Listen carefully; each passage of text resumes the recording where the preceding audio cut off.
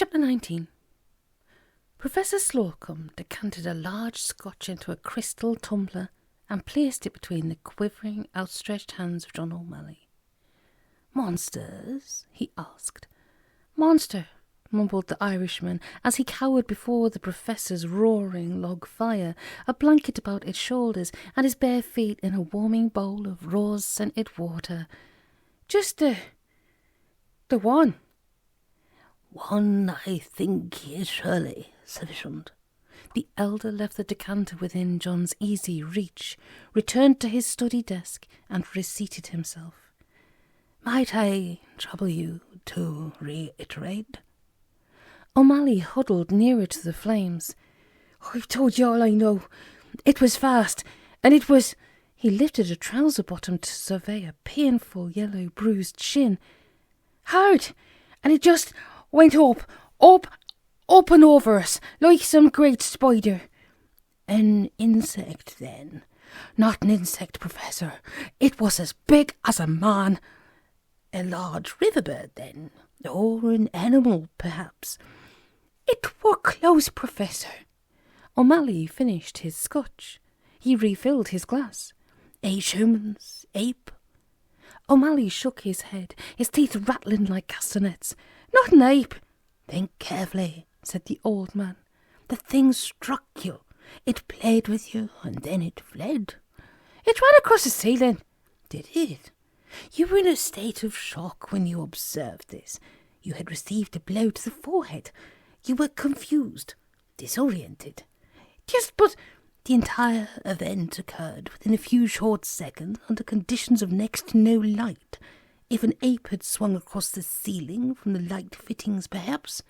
"No, Professor." The old man leant back in his chair and tapped his long fingers upon the desktop. "Upon your own admission, you had been drinking." "I was not drunk." "John, you have been in the river. You have witnessed an explosion at close quarters. You have crept across Brentford, down back alleyways, and through people's gardens to get here. You are drinking now as we speak. What value is to be placed upon your testimony?" "You're suggesting now I'm not in full command of my senses." "I am suggesting that it is reasonable to assume that under the circumstances your judgment might be temporarily impaired." "I know what I saw. I just don't know what I saw. I mean—" "I know what you mean." "There's nothing wrong with my judgment." Sullen and shaking, John refilled his glass. "All right." Professor Slocum rose from his chair and took himself over to the cowering Celt. "Close your eyes, John." "For what?" "Please, humour me." Omally closed his eyes. "Now, from memory, what am I wearing?" "That's easy. White shirt, pale blue cravat, silk dressing gown, grey trousers, carpet slippers." "Very good," said Professor Slocum. "Nothing wrong with your judgment." Omally opened his eyes. His horse was clad in a three-piece suit of green Donegal tweed, a grey shirt and a bow tie and brown brogues. "Be damned," said John Omally. "Would you care for a second try?" "Need I bother?" Professor Slocum inclined his old white head. "The quickness of the mind deceives the eye," he said enigmatically. By the time the ancient had reseated himself, he was clad once more in his former attire. Omally never saw how he did it. "An illusion, John. A parlour trick. Nothing more. I trust the point is well taken." "It wasn't an ape." "Well, if it perished in the explosion, then we shall never know." "That is something, I suppose." O'Malley's hand was once more about the neck of the decanter. "Something?" The professor leant forward across his crowded desk and fixed Omally with a glittering eye. "I don't think you realise the gravity of the situation, John. The enormity of what you have done in your efforts to save your miserable skin. "I don't think I—" To destroy the evidence of your unlawful activities. You construct a bomb and walk with it through the streets of Brentford without care for who you might injure or what damage you might wreak upon private property. You explode same, killing at the very least some animal that will probably prove to be a showman's exhibit or treasured pet." Yes, but... John, by bombing one of the sites scheduled for the Olympic construction, you have committed an act of international terrorism. If this is not bad enough, you have also been directly responsible for the possible manslaughter of your closest friend. Is this the something of which you speak? Omally hid his face from that of his accuser. And then you come here, the old man continued, to take advantage of our long-standing friendship by making me an accessory after the fact of your horrendous crimes. What have you to say for yourself before I telephone the police? Omally stared up bitterly. His eyes were moist and his lips quivered. I came to you because you're the only man I could trust, the only man I respect. I told you everything. I made no secret. So, what do you wish? That I wave a magic wand, absolve you of your sins, 3 Hail Marys and Our Father, perhaps? I came to you for help.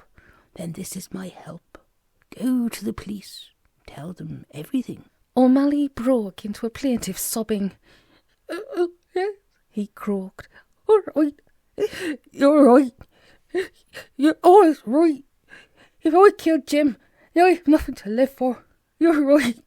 The whisky decanter was suddenly upon the professor's desk. He refilled his glass and also another.